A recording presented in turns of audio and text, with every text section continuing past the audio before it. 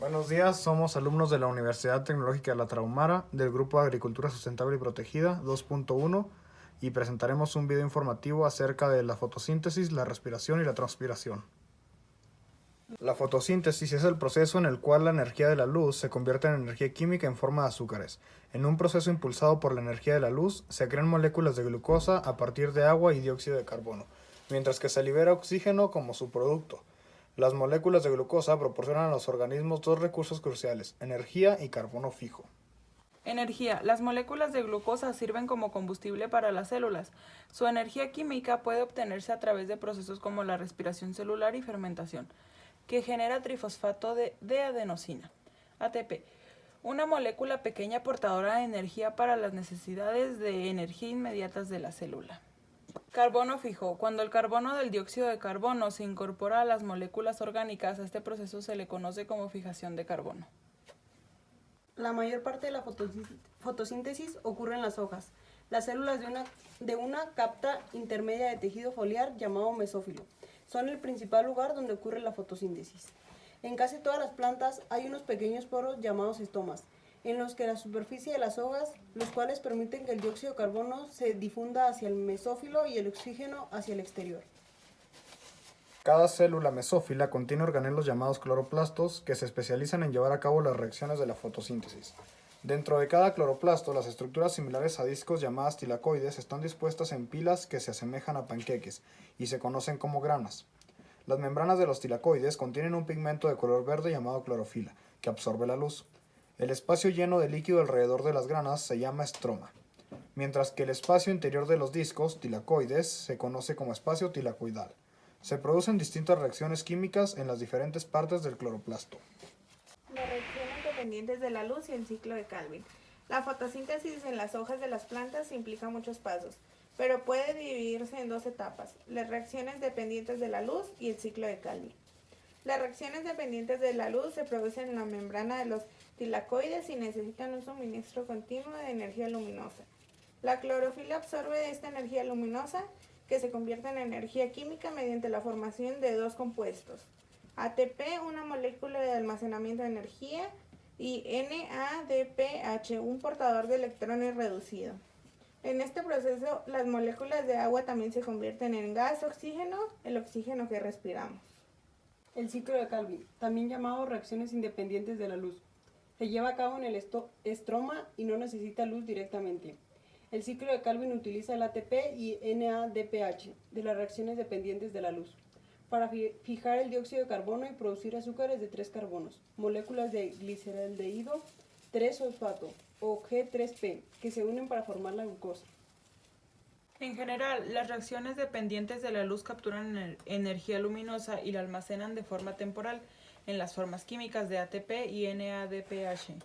Allí, el ATP se descompone para liberar energía y el NADPH dona sus electrones para convertir las moléculas de dióxido de carbono en azúcares. Al final, la energía que empezó como luz acaba atrapada en los enlaces de los azúcares.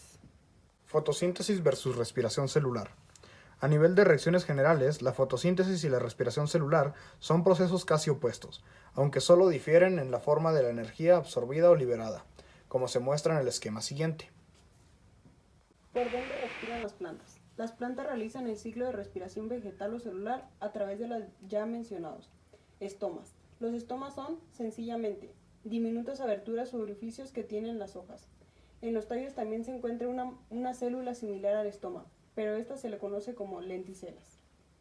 Estas segmentaciones de las plantas dispersas por todo el tejido verde son las responsables de absorber los gases del medio ambiente y también expulsarlos, haciendo otras funciones diferentes: la fotosíntesis, la de respiración celular y la transpiración. A su vez, los estomas y las lenticelas forman parte del aparato estomático, junto con el resto de epidermis de las especies vegetales. Es ahí donde se acumulan los gases con el dióxido de carbono y el oxígeno. ¿Cuándo respiran las plantas? Es sabido que el proceso de fotosíntesis que hacen las plantas sucede durante el día. Es así como el ciclo de respiración vegetal o celular es realizado durante la noche. Este es el momento en que las plantas absorben el oxígeno para obtener la energía que tanto necesitan. para realizar la fotosíntesis durante el día, la cual se efectúa por medio de la clorofila que se encuentra en las hojas. ¿Qué es la transpiración? Es la evaporación de agua de la superficie de las hojas, que es continuamente. El agua que se evapora es reemplazada por la que es absorbida del suelo por las raíces. En este esquema se muestran las moléculas de agua saliendo del estoma. La principal ruta de entrada de agua a las plantas es del suelo a las raíces. El agua entra por la región cercana a la punta de la raíz en crecimiento, la misma región donde crecen los pelos radicales. La superficie de los pelos radicales necesita estar en contacto con el suelo para acceder al agua ahí contenida. El agua se difunde al interior de la raíz, donde puede tomar al menos 3 diferentes rutas para eventualmente llegar al xilema, que es el conducto que lleva el agua hasta las hojas. Una vez que el agua ha entrado a un pelo radical, este debe moverse a través de la corteza y la endodermis antes de llegar al xilema. Corte transversal de la raíz de una planta, el agua tomará la ruta de menor resistencia hacia el xilema, pudiendo moverse por 3 diferentes vías. Una vía es la ruta apoplástica, donde el agua se mueve a través de las paredes celulares sin cruzar membrana alguna, es decir, el agua no entra a las células. El xilema es probablemente la parte más larga de la ruta del agua hacia las hojas. Es también la parte de la ruta que ofrece la menor resistencia del paso del agua, siendo alrededor de 1.000 millones de veces menor que la resistencia al transporte del agua de célula a célula que involucra membranas. El xilema está compuesto por traqueidas y elementos de los vasos. Los diámetros son menores en las primeras. En ambos casos, las paredes celulares contienen celulosa y lignina, lo que les hace extremadamente rígidas. Las células del xilema no contienen membranas y son consideradas células muertas. En este tejido conductor no hay columnas simples de acarreo de agua. Las células se encuentran sobrepuestas, creando una serie de vías alternas que puede tomar el agua conforme sube hacia las hojas. Aquí se muestra un diagrama de la cavitación. Donde las plantas son más susceptibles a la cavitación cuando las tasas de transpiración son extremadamente altas. La cavitación es el llenado de una traqueida o elemento del vaso con el aire. También se le conoce como embolismo. Recordemos que durante la transpiración de la columna de agua es jalada fuera de la planta por efecto de la evaporación en la superficie de las hojas. Cuando la fuerza de tensión que jala al agua es mayor que la fuerza que mantiene a las moléculas de agua unidas, la columna de agua se rompe. Usando sensores acústicos es posible oír el ruido que se produce cuando las moléculas de agua se separan. Las características estructurales únicas del xilema ayudan a la planta a confinar las burbujas de aire de modo que no interrumpan completamente el movimiento ascendente del agua. Los estomas son el principal mecanismo de control de las plantas para reducir la pérdida de agua, y su capacidad de respuesta es muy rápida. Los estomas son sensibles a los cambios ambientales, lo que estimula la apertura o cierre estomático. Cuando los estomas reciben una señal para abrirse, iones de potasio entran a las células oclusivas. Esto induce la entrada de agua siguiendo el diferencial de potencial hídrico, creando una presión hidrostática en estas células que cambian su forma.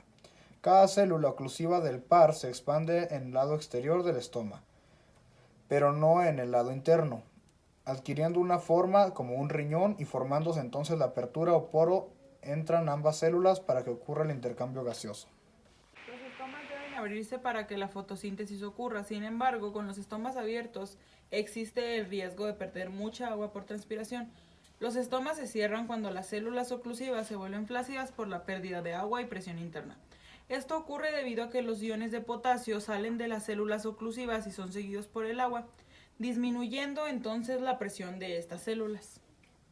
Las plantas necesitan de estos procesos básicos para poder crecer, desarrollarse y vivir. Sin alguno de ellos hay altas probabilidades de morir o nunca desarrollarse. Y aquí les mostramos nuestras fuentes de consulta. Esperamos que este video haya sido de su agrado. Gracias.